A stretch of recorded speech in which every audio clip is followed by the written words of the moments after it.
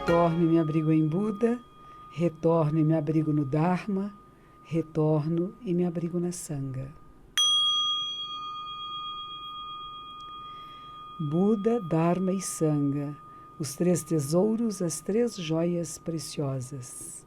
Buda, aquela que acorda, que desperta para o Dharma, para a realidade, para a verdade, e pratica com outras pessoas que formam a Sangha, a comunidade. Os três tesouros, na verdade, são uma única joia com três aspectos, porque um interdepende do outro. Não existe um Buda separado do Dharma, e não existe o Dharma de Buda separado de uma Sangha de pessoas que ouçam, compreendam e pratiquem, como você que está agora nos ouvindo. Esta noite eu tenho aqui a presença alegre de Otávio Leal de Amprem. Gratidão, boa noite, monja, boa noite. E como de costume, eu gostaria de fazer uma pergunta, que eu trago para a senhora, uma pergunta que seja também do interesse de todos os ouvintes, telespectadores. Eu estou com um livro aqui em minhas mãos, muito bom, eu senti, que chama Detox das Compras. E eu sei que no budismo, no Zen, em toda a tradição japonesa, porque eu também faço karatê há muitos anos, a senhora sabe, né? Sim. E tem essa questão da disciplina de nós enfrentarmos alguns limites nossos, né? Isso talvez venha da Índia, do tapas. O tapas é se queimar na disciplina, né? Que vem do yoga. E esse livro, ele vai falar de que nós compramos demais, seja roupas, não nos seguramos.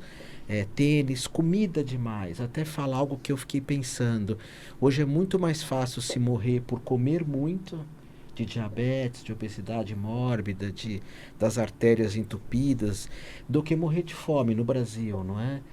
Como que a senhora vê essa questão? Existe no budismo essa questão de se segurar tantas dívidas em cartão de crédito ou em jogos, ou comprar coisas inúteis que às vezes até destroem de certa forma o meio ambiente?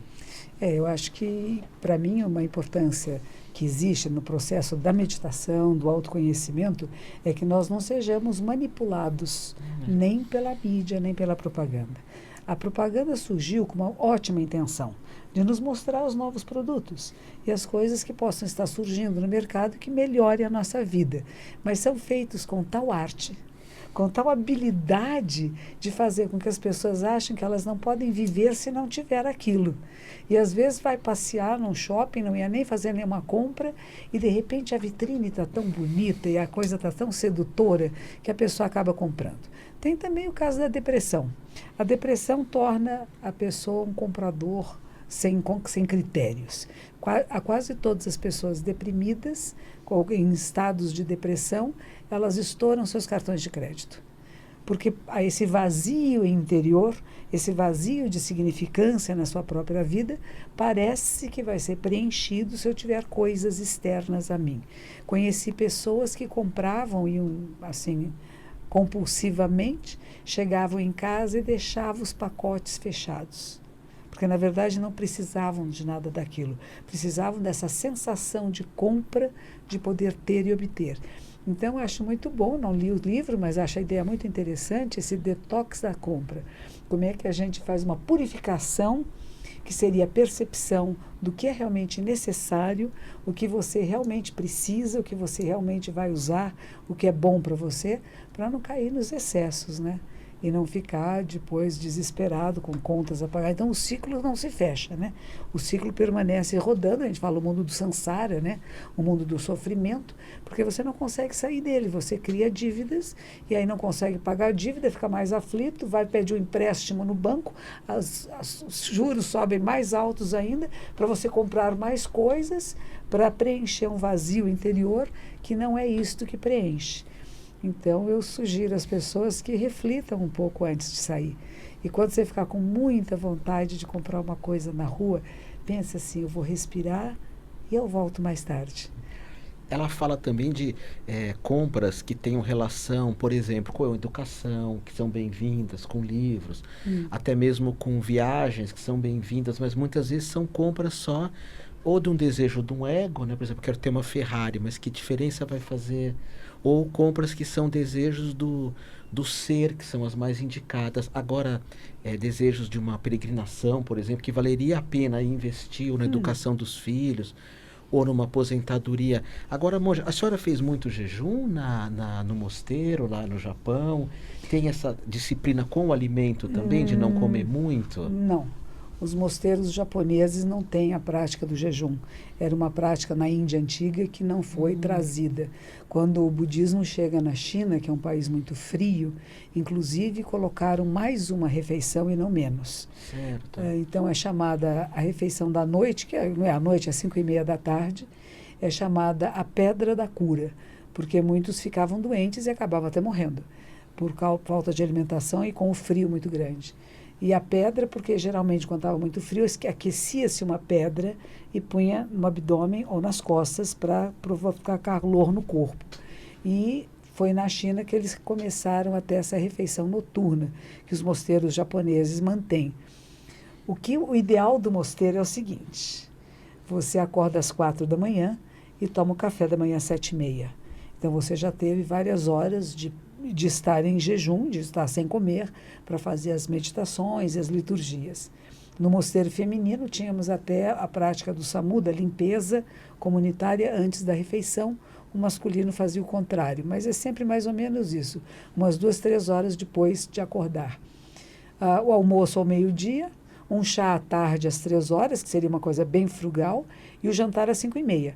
E aí o chamado jejum intermitente, que agora está na moda, mas o jejum intermitente seria isso, não comer ao anoitecer. Depois das 7 horas da noite, ninguém mais pode comer nada.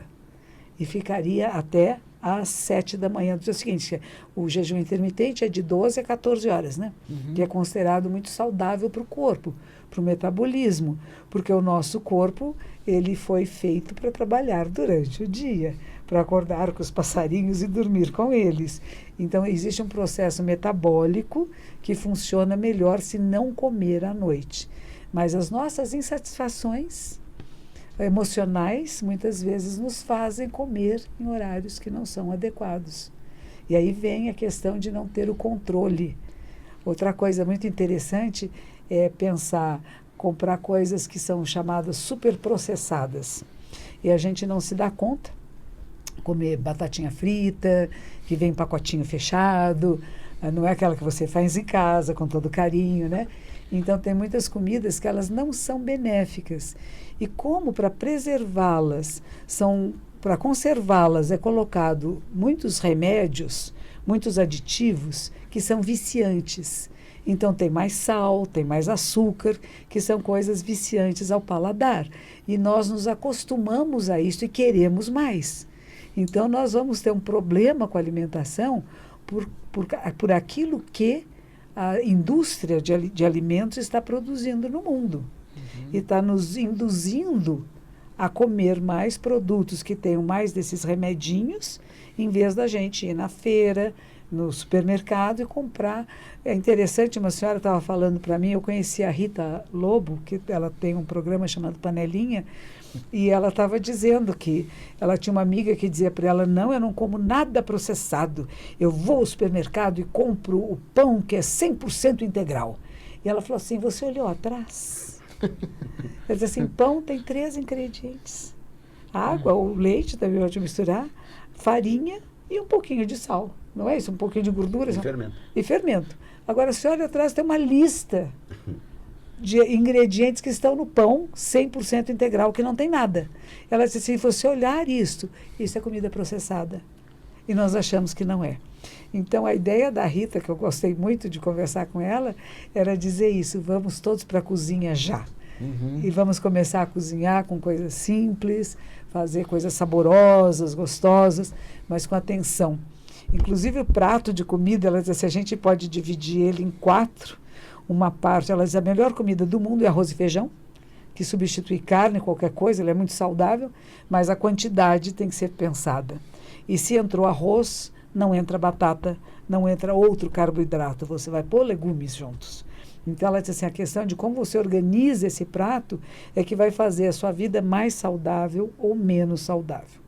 E outra coisa importantíssima que aprendi essa semana passada é mastigar. Mastigar bem devagar. Cada pedaço de comida que colocar na boca, mastigar no mínimo 20 vezes. É difícil. Hoje eu peguei um pedacinho de mamão, bem pequenininho, e fui lá tentar as 20 vezes. O mamão se dissolve na boca, né?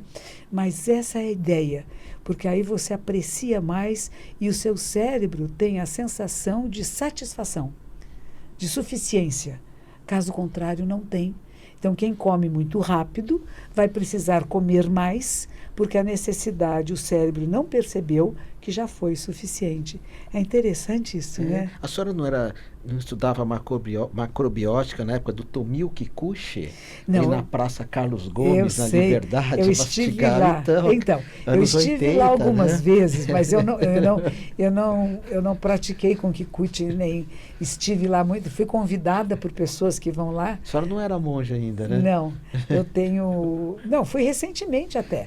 Eu tenho o meu dentista, aliás, ele é macrobiótico e de vez em quando ele me convida, vamos comer lá. Mas achei bem interessante. Eu tive num lugar que chama Lapinha, não sei se você conhece, Não. é perto do Paraná. É um lugar detox. As pessoas vão lá para ter uma desintoxicação, tanto alimentar como dos seus estresses, dos seus nervosismos, das suas necessidades. Tinha uma pessoa que estava lá porque estava tentando parar de fumar, um outro porque tinha dificuldades em dormir. Então, cada um de nós estava lá por uma razão. Eu ganhei um presente de poder passar 5 dias lá e foi uma bênção, porque eu aprendi muitas coisas que nós sabemos, mas não praticamos. E esse livro que você traz é uma joia por causa disso. Claro que nós sabemos, mas precisamos ser relembrados o tempo todo. Esse já é da senhora, um presente. Só que está meio rabiscado. Você Eu sempre me dá anoto livros tudo. rabiscados. Porque acho que a monja vai Sempre dá. transmitir melhor do que... Lembre-se de que nos adaptamos a tudo.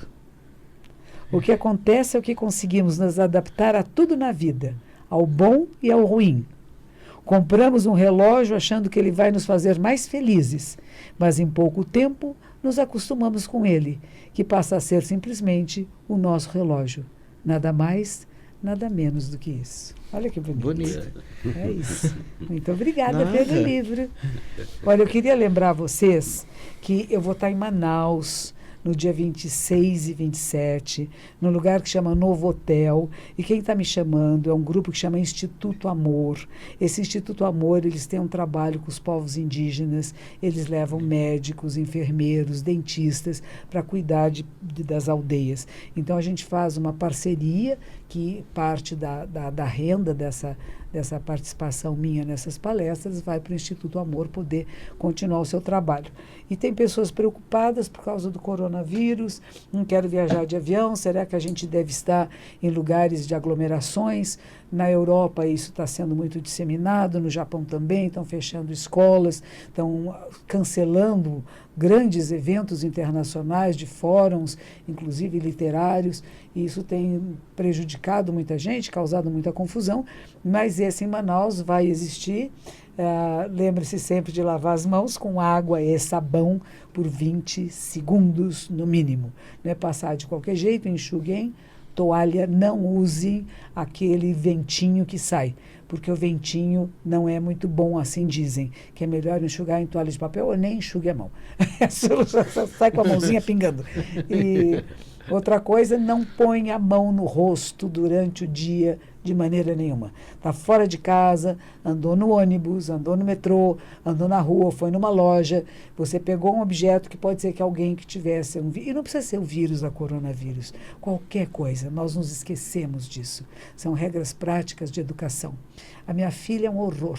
Ela chega em casa, vou lavar a mão. Mexi no cachorro, vou lavar a mão. Peguei nisso, vou lavar a mão. Eu falei, mas quem te ensinou isso? A vovó. Eu falei, pois a minha mãe não me ensinou isso tão bem quanto a minha neta. A neta dela, que é minha filha. Ela lava a mão, não é, Nila? Lava a mão sem parar. E isto é um bom hábito que, apreciando essa confusão do coronavírus, nós podíamos nos reeducar. Um detox da sujeira. Um detox de achar que nada me faz mal. pode fazer mal. Então, não é só o álcool gel, que ele, quando você não tem como lavar a mão, você usa o álcool gel, que aqui, caso vocês não saibam, aqui na nossa sala, onde nós estamos gravando, falando ao vivo, na verdade, esse programa, tem álcool gel. A Rádio Vibe Mundial cuida de todos os seus colaboradores. Muito bom. Nilo, você tem alguma coisa aí para nós? Boa noite a todos, boa semana desde já. Se alguém quiser entrar em contato por telefone, estamos aqui no 3171-0221. Eu repito, 3171-0221. Rochi, o Fabrício está conosco lá na Bahia, nos acompanhando. A Dani Kelly está na França. E ela disse que é lua cheia, que a lua está bem cheia lá. Maravilhosa. E que ela já declamou o poema do arrependimento. E que ela começou hoje o curso de 21 dias e que ela já está super feliz com isso. E o Elismar também escreveu aqui para dizer, hoje é lua cheia. Então, eu acho que a gente vai ter que fazer uma oração do arrependimento. Vocês estão pedindo e nós vamos fazer sim. Só queria lembrar que quando eu fui nesse lugar, é uma fazenda orgânica muito grande, 85 quilômetros de Curitiba, e uma noite disseram que era um passeio à noite. E eu falei, vamos fazer um passeio meditativo. Tem um lago, e nós fomos, era tudo escuro, não tinha luz nenhuma em volta desse lago, foi uma coisa muito agradável, e foi uma noite que a lua quase cheia brilhava tanto no lago quanto no céu. E havia uma pequena clareira, nós paramos, e eu fiz o arrependimento. Você que está me seguindo aí agora, que está conosco, pode colocar as mãos palma com palma, e se quiser, repita depois de mim. Todo karma prejudicial alguma vez cometido por mim, todo karma prejudicial alguma vez cometido por mim, desde tempos imemoriáveis, devido à minha ganância, raiva e ignorância sem limites, devido à minha ganância, raiva e ignorância sem limites, nascido de meu corpo, boca e mente,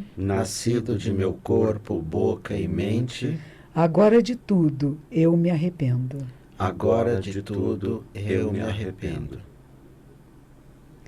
O arrependimento nos leva à grande pureza. Essa é a força do arrependimento.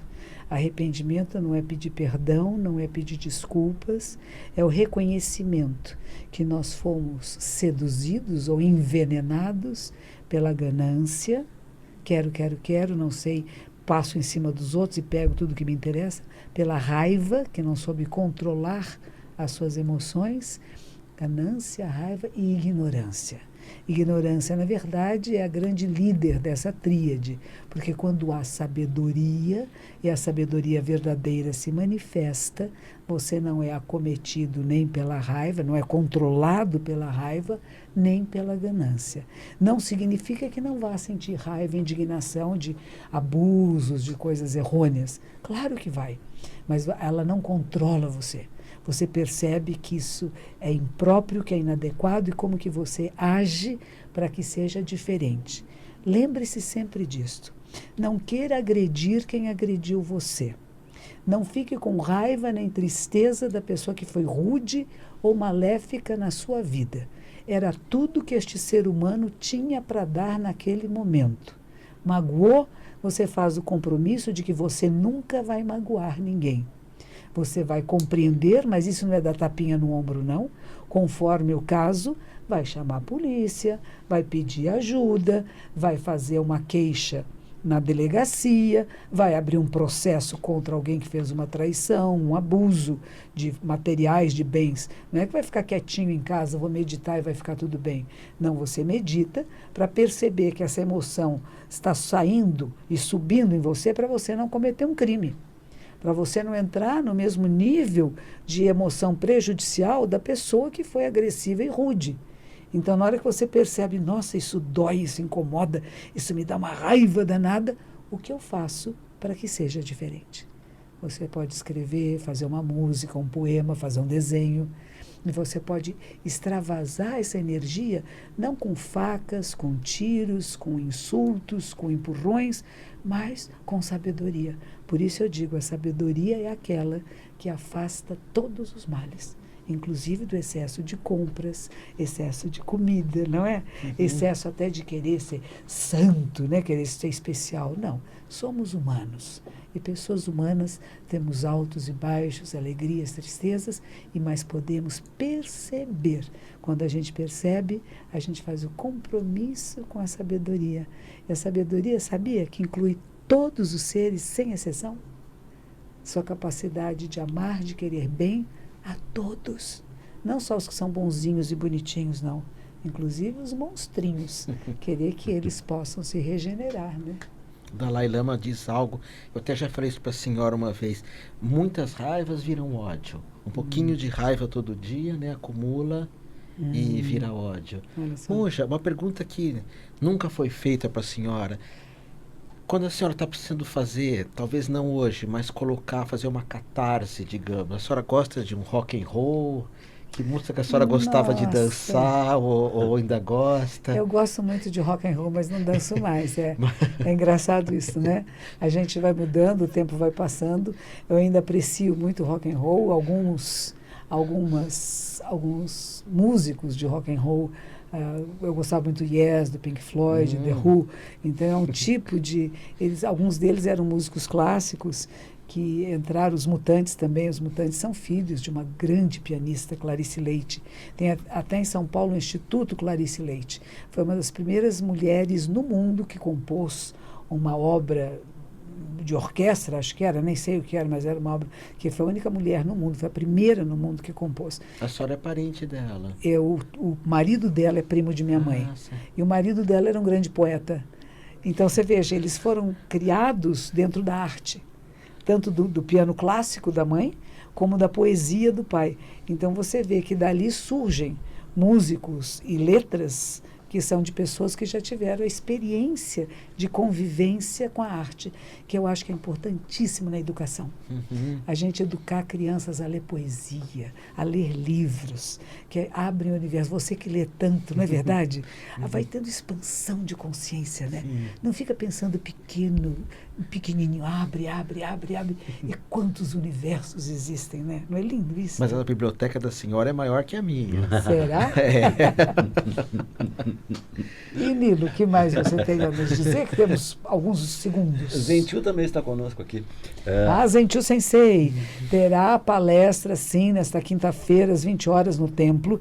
Todos são bem-vindos. Por favor, se qualquer dúvida, entre no nosso site zendobrasil.org.br para detalhes. 20 horas, quinta-feira, Monja Zentiu Sensei faz a sua palestra semanal, que tem sido deliciosa. Nesse lugar que nós fomos, depois que eu fiz o arrependimento frente à lua cheia, paramos do outro lado, as estrelas estavam refletidas no lago, e ela disse: sabem o que é o Zen? É conhecer a si mesmo. Bonito, né?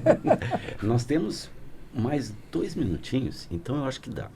Eu acho que essa pergunta é para vocês dois, é sobre controle. Porque vocês já lidaram com esse tipo de situação. Quem toma todo dia uma cerveja pode ser considerado alcoólatra? Como fazer a pessoa ver que isso não faz bem? Não, É a pergunta da Sandra. Sandra, cada um é cada um, entendeu? Tem pessoas que podem tomar 10 cervejas por dia e não fica embriagado, e no dia seguinte não toma, passa meses sem tomar, não sei. Eu acho que aquilo que vai dizer que é um alcoolista, parece que essa é a palavra que tem se usado agora, uma pessoa que tem o vício, o hábito do álcool no corpo, ela realmente sente muita ansiedade, necessidade de tomar o álcool. Agora, você sabe que estão lançando cerveja sem álcool aqui no Brasil, estou adorando. Sim, faz tempo. Mas tem uma nova marca que vem vindo. E eu gosto muito de cerveja, mas eu não bebo álcool já há muitos anos. Então, ao saber que tem cerveja sem álcool, eu fico meio alegrinha. Agora, tem pessoas que gostam da cerveja. Se a gente vai tomar refrigerantes, essas coisas que tem espuminha, a cerveja é o único que não é doce. As outras todas são doces. Tem amargos, mas que não seja doce é esta. Então, não julgue tanto o outro, sabe, Sandra? Não sei se é você ou de alguém que você está falando, mas não julgue tanto as pessoas e não queira rotular as pessoas. Eu acho que a pessoa que tem realmente o problema com o álcool é um pouco diferente. Aquele que começa a beber e não consegue parar. não tem limite. E acaba perdendo até as estribeiras. Em vez de ser uma pessoa agradável, acaba se tornando uma pessoa desagradável de convivência. Vamos adiante? Aroshi, a Dani pede uma bênção para todos e o Fabrício pede uma bênção para a Bahia. Nossa, Bahia querida, Bahia de todos os santos, que esteja abençoada também por todos os Budas e Bodhisattvas. Igualmente a todos vocês que estão aqui nos ouvindo, seus amigos, parentes, seres relacionados. Que toda a população de São Paulo, do Brasil e do mundo seja abençoada com a sabedoria perfeita e a compaixão ilimitada. Que os méritos de nossa prática se estendam a todos os seres e que possamos nos tornar o caminho iluminado.